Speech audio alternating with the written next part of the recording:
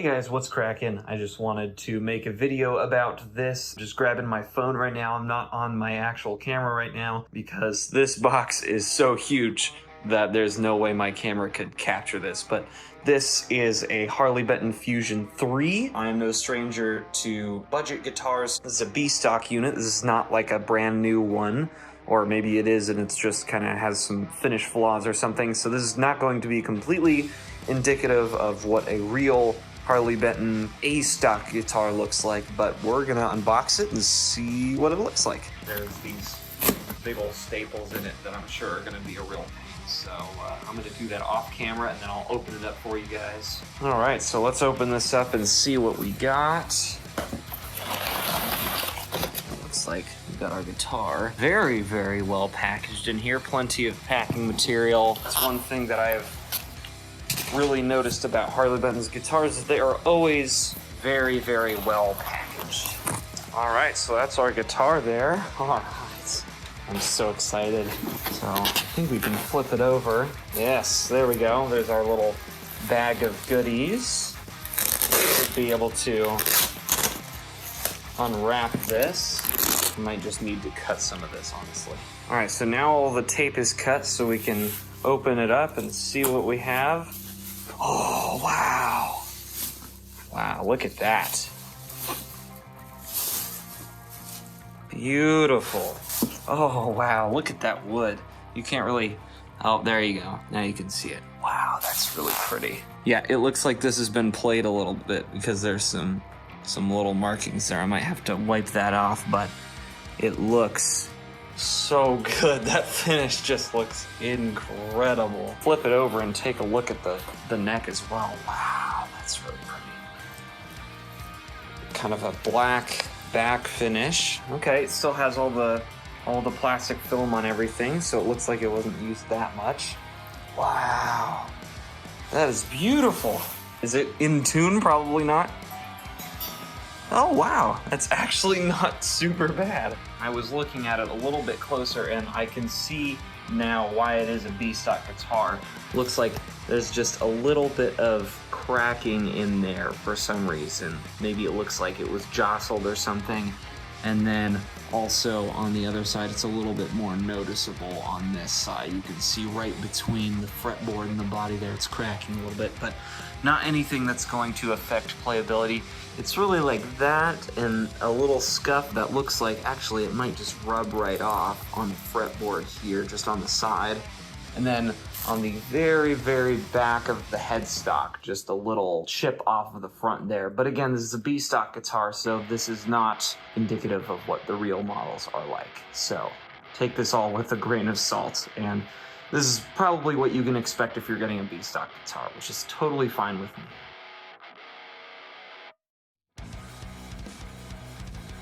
Alright, so before we do the review, let's go over some specs of the guitar real quick. From Harley Benton, we have a Nyato body. I think I'm pronouncing that right. I guess it's just kind of an alternative to mahogany. Ultra flamed maple veneer top. Natural wood binding on the sides of the body there. Flamed maple neck and fretboard. It's a modern C profile, that's what they're calling it. I find it pretty chunky. The fretboard radius is 305 millimeters, and the scale length of the guitar is 648 millimeters. The nut is a Graphtec Tusk XL nut, which is really nice, and the nut width is 42 millimeters. We also have that flamed maple on the top here with some roller string trees, which is pretty cool. We got some locking tuners, which I really love. HSH pickup configuration, kind of the typical Roswell pickups that come with Harley Bentons. We have two pots, one for volume, one for tone. This one's a push-pull, and that splits the coils of the pickups. We have a 5-way switch. Wilkinson tremolo bridge. That is my favorite kind of tremolo bridge, so really, really happy about that one. Truss rod adjustment at the bottom of the neck there, which is awesome. 24 blacksmith stainless steel frets, so that means you get 2 full octaves on the fretboard. It's probably the most interesting around the front because you got the flame maple veneer top. Around the back, it's nothing too exciting, just a glossy black Output jack is in a pretty standard place on this guitar, just down at the corner. Got a pretty standard bolt-on pattern, no contouring here, but I find that access to the higher frets is just fine.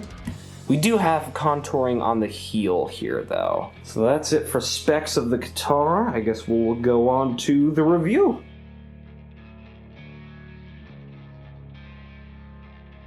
I'll get to sound demos in a bit because I have a lot I want to say about this guitar. It's actually been about 2 months since I received the guitar. It took really long to make this video, way longer than I thought, because I actually ran into a couple of pretty big issues with the guitar.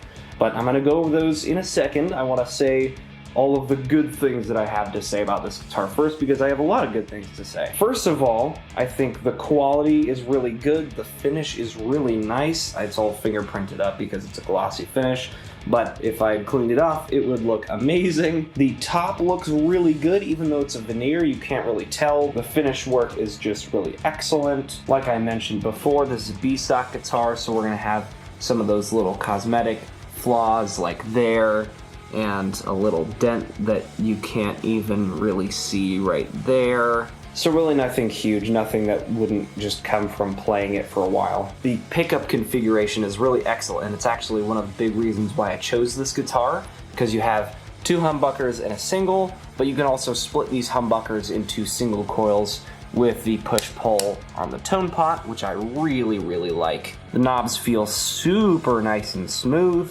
The switch feels really solid and good. As far as the bridge goes, these are my favorite types of tremolo bridges. I just find that they're very stable and they're very comfortable, especially for palm muting, since they're so flat and there's nothing sharp sticking up. It's a 2-point trem, so it's really easy to float. You can see I have it floating here so that I can pitch bend both up and down. The fact that a guitar in this price point has stainless steel frets is just absurd.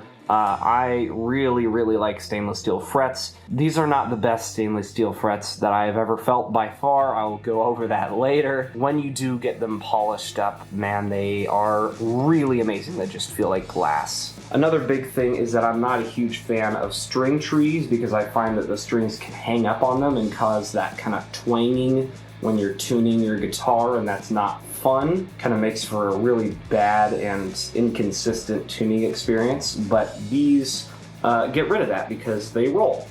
And the nut, in conjunction with that being a tusk nut, is really, really good.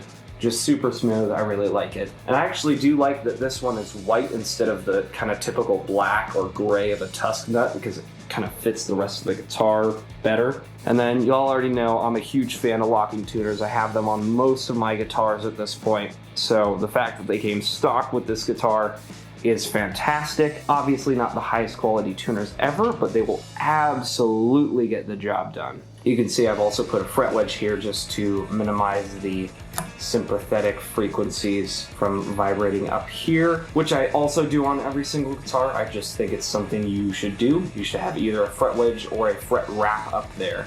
The pickups sound really, really good in this guitar. I'll also go over that later because I had some complaints and some big issues, but they sound really good, especially on cleans. On high gain, you really can't tell the difference. They're not super hot.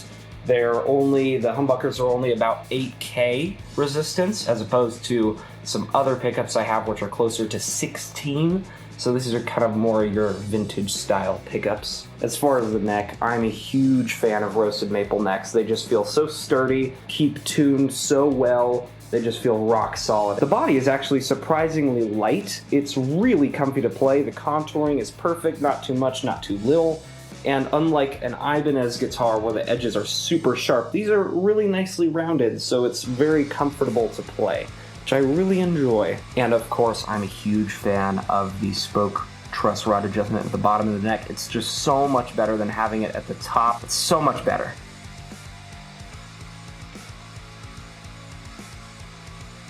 Alright, so now we're moving on to the criticisms that I have of this guitar, of which I really just have 2, and they are both huge and made this guitar pretty much unplayable in its original state. Now, mind you, they're both fixed now. It actually plays really, really great now, and it's a fantastic guitar at this point. It plays fantastically. I pretty much have no issues with it at the moment. But when I got it, it was pretty bad. First of all, and less egregious of the two, is the fretwork. Now, I was actually really impressed with the fret edges, because none of them are sticking out at all. They are all just a little bit recessed, and it is just really smooth, no snagging whatsoever. Just feels absolutely great along both edges. I was really impressed with that. But the thing I was not impressed with was the smoothness of the fret surface. And this is really a huge bummer when you get stainless steel frets, because they are really supposed to be like glass smooth when they come out of the factory. Basically, the point of stainless steel is that you never have to do any kind of polishing or anything ever again. Unlike nickel, where it can get kind of scratchy or dull or just kind of gross and dirty and whatever, stainless steel frets, you really only need to clean them. You should never have to like polish them or sand them or anything. These were not like that. These were probably some of the scratchiest frets I've ever played on, ever, on any guitar, even nickel guitars. This has not been my experience with other guitars in this price point. I got my EART guitar, the blue H6, that had flawless fretwork. The ends were polished just like this, you know, nice ends, but also the surface was just like glass smooth. It still to this day, it is the best feeling fretwork I've ever felt on any guitar. The fact that this was not like that, even though it has the same stainless steel frets, is really disappointing. That wasn't a big deal. I was willing to go out and fix it myself, so I actually got some really cool tools for doing that. They're called fret erasers, and they're basically like rubber pencil erasers, like the pink erasers that, you know, you probably used in school a billion times, but they are impregnated with sandpaper and different grits of sandpaper. Now, the grit on them does not actually correspond to any real grit. They do have different grit amounts. So, like, you get all the way from a 220, which is the really, like, coarse that you would use to kind of, like, remove scratches, all the way up to 8,000, which is really just for polishing. And honestly, I was pretty impressed, because I only had to go from about 1,000 to 8,000 on these. So I started with the 1,000, went to 2,000, went to 4,000, and then went to 8,000. They're not perfect at their current state, but they are a billion times smoother than when I got them, and these absolutely did the trick.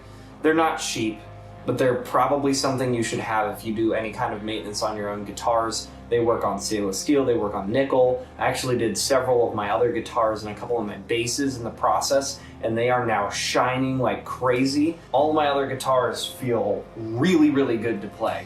And I kind of didn't know what I was missing out on. I didn't know that nickel could feel that good. But these are now feeling better. So this problem has mostly been solved. So that's not a huge complaint, although it did make it very low playability when I got it. It felt really bad to do any kind of bends or slides or anything. So I would really just highly recommend you get some fret erasers if you have guitars and play guitars anyway, but especially if you're going to get one of these cheaper instruments from like Harley Benton or something, where you might need to do some really, you know, minor fret work to them, just like I did. And then, the bigger of the two problems that was really disappointing is that one day I was playing this guitar, probably actually like the day after I received it when I was kind of doing the play testing of it, and this pickup stopped working. The bridge pickup, it just like stopped. It would kind of output a really faint like buzz every once in a while, kind of like if I would strum really hard, give it like a lot of input, it would kind of just like blip in and out, but like otherwise it was just completely dead, like no signal at all. I don't really like that. I just bought this. What I did is I waited and I forgot about it, and a couple days later I came back and I played it, and then the same thing happened again. What's up with that? So I opened up the control cavity in the back, I checked inside to see if any solder joints were bad or disconnected, whatever, something had come loose in shipping. You know, that happens. Nothing at all was disconnected. I even, tested stuff by like lightly tugging on some of the wires and everything was connected. So I was like, that's weird. I took it to my local guitar tech. Shout out to Av and Gary at Metronome Music. You guys are awesome. And they diagnosed it. They said, your pickup's broken. So, and before I go on with this story, I just want to give major props to Harley Benton for handling the situation so well. Not sarcasm, you'll see what I'm talking about in a second. I contacted Harley Benton, I said, hey, my pickup in my guitar that I just ordered is broken, here's my order number. So they replied within a couple of days, and they said, hey, can you send a video of the problem? We just, want to make sure. We're gonna send it to our analysts to make sure. And I was like, yeah, sure. So I sent them a video. I might put that in right here.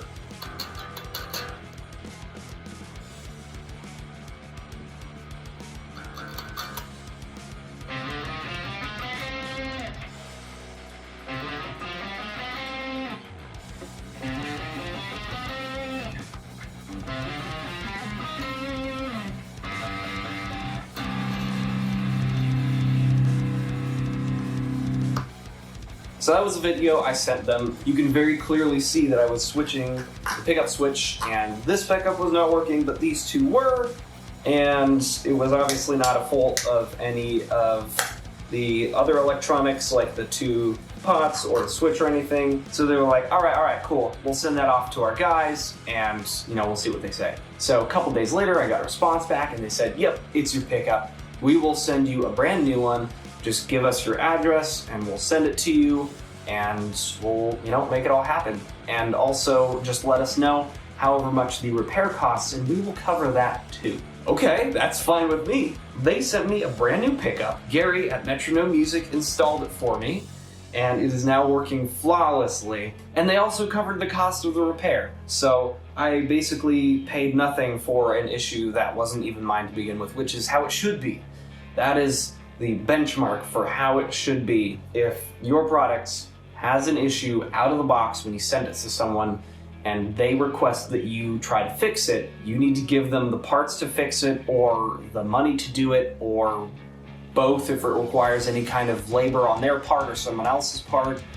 That is the way to do it, and they did a fantastic job. Thank you a whole bunch. I want to give them major props for doing exactly the right thing on that. So, luckily, my two biggest complaints about this guitar have been fixed. One of them by Harley Benton themselves. So, I really appreciate them taking responsibility for it and just making it happen. That was awesome. So, as far as the other stuff, like the minor finish imperfections, like the fret job not being that good, the pickup being broken, I'm not sure if that stuff has to do with it being B-stock or not. I'm 100% certain about like the finish imperfections, like that's gotta be a B-stock thing, because I've gotten other stuff from Harley Benton and it's been flawless. As far as the fret job, I'm not entirely sure if that's something that they QC before they send it out. I'm hoping they do, and I'm hoping that this fretwork was just so bad because I got a B-stock unit. And if it is, that's totally acceptable. Like, I took that risk and that's what happened. As far as the pickup thing though, I know that would be kind of a hard thing to test because the issue happened to me after several minutes of playing with it. So I'm almost certain it has to do with a temperature issue. I was playing on it, and either like the warmth of being right next to my body or the electronics heating up or something like that caused it to malfunction. So it's not something that you could just like plug it in, oh, it works, cool, box it up, send it out. Like, no, it's gonna take more time than that.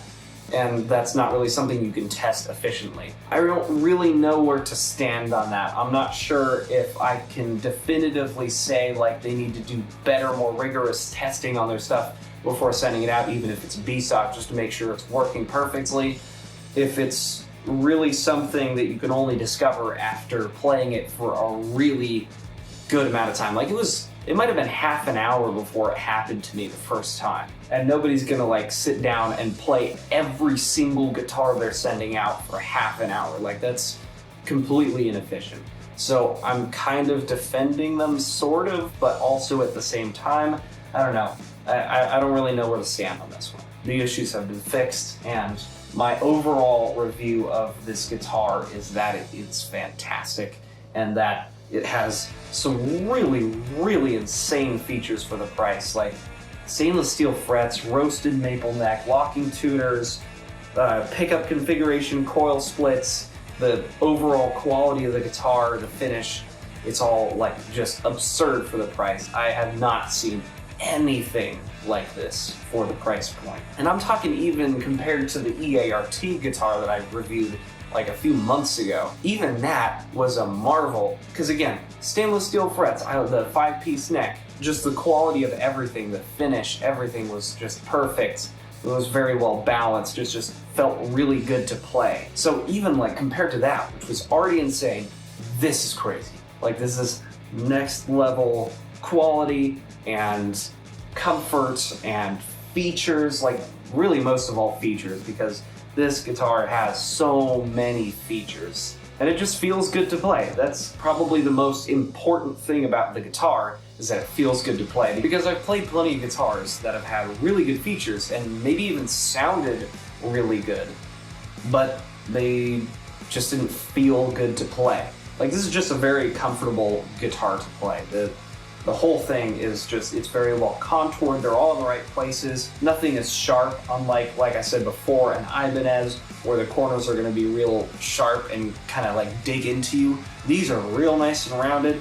As I said before, the fretboard and the neck on this guitar are just amazing. I'm not usually a fan of chunkier necks, but this has probably the chunkiest neck of any guitar that I own, and it's really comfy. Like usually I like thinner necks, like an Ibanez. I have an Ibanez Geo and an Ibanez SIR 27FD, and those both have like real thin necks. And they're really comfortable to play, but this is also really comfortable. And the radius of the fretboard I also find really comfortable to play. I'm not a huge fan of really small fretboard radiuses where it's just like, it's like a baseball bat. I usually like flatter stuff. This is not the flattest fretboard I've ever played, but it's still really comfortable. I really like it. I really like the inlays as well. The fact that they're not just a generic like white color, they're actually more of a cream. I think it fits it a little better and it looks really nice. I really like that. Like I said, now that the pickups work, they sound really good. I know pickups don't really make a big difference when you're playing like higher gain stuff, and I know a whole bunch of people are gonna get real mad about that in the comments, but just go watch the Spectre sound video. They do an audio comparison. It's real science, so you better believe it. As far as clean stuff, obviously they make a big difference and they sound really good. All three of them sound good on clean, especially I like the sound of the middle pickup. And because you can do coil splits on all three of them, you essentially have like 5 different pickups to choose from, like single humbucker, single humbucker, and then you also have the combinations of just lots of options. I really like that. This is kind of like the workhorse guitar at the moment. Like this can kind of do anything. It has the tremolo bridge, it's got all 3 pickups with coil splits, it's got 24 frets, it's got lock and tuners, so it's rock solid. It kind of does everything. And right now I have it set up with a set of Stringjoy 10 to 50s, so it's a little heavier than a regular set of 10s on the bottom, which is good because I like to drop tune to drop C, but this guitar handles it really nicely. The scale length of 25.5 inches, just kind of like a normal Fender scale length. The fact that it's not super short, and I have fully set up this guitar. So I got all the frets polished, I got the intonation good, I got the action good, I got the bridge set up, everything's perfect. So why don't I actually like play through this guitar a little bit instead of just talking about it a whole bunch. I'm sure you want to hear what it sounds like. Let's play it.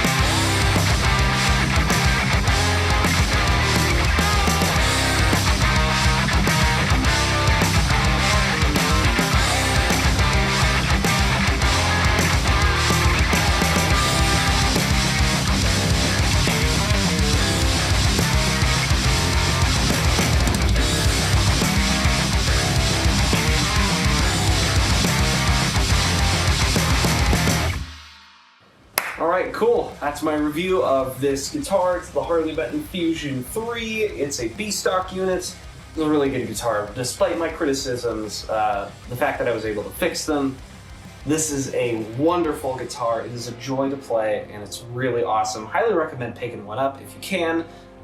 Maybe I would recommend the regular, in-stock version over the B-stock, like the brand new version. You might have less problems with it than I did. Hopefully. Overall, very impressed with both Harley Benton and the guitar that I bought from them. Overall, I would give this guitar like a 9 out of 10. That last point has to do with the work that I had to do with it. Everything else, the fact that I got it to pretty much exactly where I want it to be, for me to play it and for it to feel and sound really good, absolute 9 out of 10, no question. So, very good guitar. Thanks for watching. Hope you found it helpful. And I will see you in the next video. Till then, stay safe. We'll see ya. Peace.